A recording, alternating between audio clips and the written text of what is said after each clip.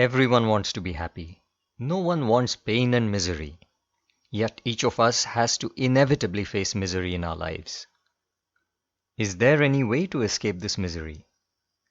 Spirituality has the answer. The Bhagavad Gita says that a soul in the state of yoga can enjoy both happiness and misery equally.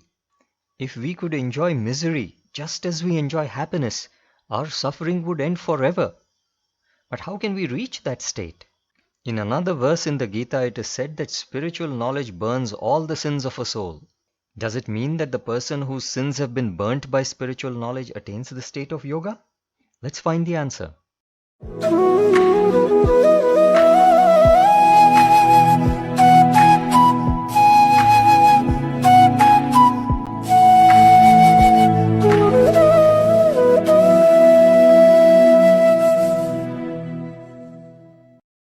Godlike Enjoyment and Cancellation of Sins, May 5th, 2019.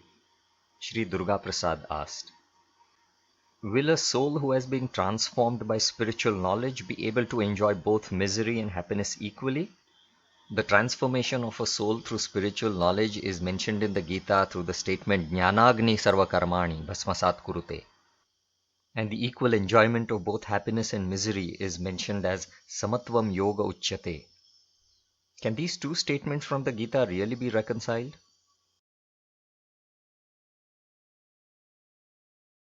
Swami replied, O learned and devoted servants of God, anything is possible by the grace of God, even when it is not possible by the mere effort of the soul. God becomes the soul in the human incarnation and enjoys both happy and tragic incidents equally, just as one enjoys both sweet and hot dishes in a meal. This is yoga, which the Gita describes as samatvam yoga uchyate. While eating the hot and spicy dish, your tongue vibrates, your throat makes weeping sounds and tears flow down your cheeks. All these external indications associated with eating a very spicy dish are the same as weeping. But it does not mean that the person is weeping internally. Internally, the person is enjoying the spicy dish. But if you look only at the external indications while the person is eating, you might think that the person is weeping internally too. You will be astonished when the person says after eating that he enjoyed the dish. While he was enjoying the dish, he appeared to weep externally and you were thinking that he was weeping internally too.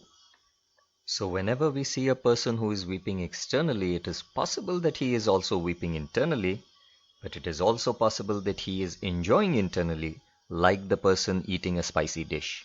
When Vasudeva, the father of Krishna, died, Krishna wept a lot. Sage Narada took Krishna aside and asked him why he was weeping so much, even though he was the Lord who is above all worldly attachments. Krishna replied that he was weeping for the sake of his relatives who would misunderstand him if he did not weep at the death of his father. Hence we must differentiate between external weeping and the internal enjoyment. In the case of souls, generally external weeping also indicates internal weeping, unless the soul is blessed by God. Yoga is the state of equal entertainment in both happiness and misery. God always remains in this state and is the possessor of the state of yoga. God blesses the soul who tries for yoga, not the soul who does not try at all. Note that the soul can only try to attain the state of yoga. The soul by its own effort can never become God, who is the possessor of yoga. A soul can become identical with God only when the soul becomes a human incarnation of God. But that happens only when God, by his own wish, enters a particular devotee and merges completely into the body and soul of that devotee. God enters only that devotee who does not even have a trace of desire to become God. It means that the soul trying to become God can never become God. Thus, a soul can try to attain yoga but must give up the desire to become God. God has said in the Gita that his devotees will cross the worldly illusion called Maya by his grace. Maya metam tarantite. He has also said that for all ordinary souls it is impossible to cross the illusion. Mama Maya duratyaya. Crossing Maya means attaining the state of yoga, which is the God-like state of equal enjoyment in happiness and misery. It can only be attained by the grace of God, either directly as in the case of a human incarnation, or indirectly as in the case of a climax devotee. Only with God's grace is it possible for the soul to equally enjoy both comedy and tragedy in the world. Without the grace of God, it is impossible for any soul to cross Maya and attain the state of yoga. Of course, the soul can enjoy both comedy and tragedy equally in a movie because it knows fully well that the movie is not true. God can similarly enjoy the world since the world is not true for him, just as the movie is not true for us. But the soul is a tiny part of the world and it cannot feel that the world is unreal or non-existent. Yet such a feeling can come to the soul only by the grace of the omnipotent God. God created the world for his entertainment as we go to watch a movie for entertainment. The world is non-existent for God and hence God creates, rules and destroys the world. An absolutely existent truth cannot be created, controlled or destroyed by another equally existent absolute truth. Miracles would be impossible if God and the world were equally existent absolute truths. A miracle means that God makes some change in the world that overrules the natural laws. This would not be possible if both were absolute truths. A human incarnation of God or a climax devotee can perform a miracle. These selected souls are able to perform the miracle by the will of God. The will of God is the only factor which makes a soul become God or a human incarnation. It is the same will of God due to which the incarnation or the devotee performs the miracle. Advaita philosophers say that every soul is already God. They feel that the soul can realize that it is God by repeatedly thinking that it is God. We oppose this concept. No soul can perform any miracle merely by thinking that it is God, since in reality the soul is not God. In fact, the soul's aspiration to become God is a disqualification by itself. It is important to note that every soul is neither God already, nor does it become God by its own effort. Every soul indeed has the possibility of becoming God as an incarnation, but only if God wishes so. Perfect monism between God and soul can only be achieved in the form of a human incarnation of God.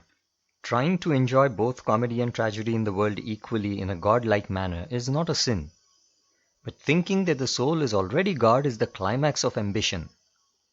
A servant is eating meals sitting by the side of his master. There is no sin if the servant wishes to enjoy the meals just as the master enjoys the meals.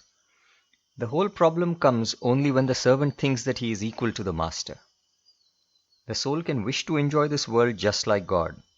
In fact, God also wishes that the servant's soul enjoys the world like him. But the servant soul is not God, who is the creator, controller and destroyer of this world, as said in the Brahma Sutras, Jagad Vyapara Varjam. The verse on yoga from the Gita, Samatvam Yoga Uchyate, is purely confined to the state of God enjoying this world. It is a state that even the soul can attain by the grace of God. This verse on yoga has nothing to do with the second verse that describes the burning of all pending sins upon realization of the fire-like true spiritual knowledge. The verse Jnanagni Sarvakarmani speaks about the cancellation of pending sins in the case of a reformed soul. The first step in reformation is realization through spiritual knowledge. Once this realization through spiritual knowledge is attained, the subsequent two steps of repentance and non-repetition of the sin are spontaneous, and the soul is then said to be reformed. For such a reformed soul, God cancels the pending punishments of the soul's sins. So once true spiritual knowledge is attained, the cancellation of pending sins follows spontaneously. Since spiritual knowledge is directly responsible for the cancellation of the pending punishments for a person's sins, it is said to be the knowledge fire or Jnanagni that burns all sins to ash. But this spiritual knowledge must be true without any doubt. Only then can that spiritual knowledge be claimed to be fire. This second verse has nothing to do with the internal enjoyment of both comedy and tragedy by God or a blessed soul, as mentioned above.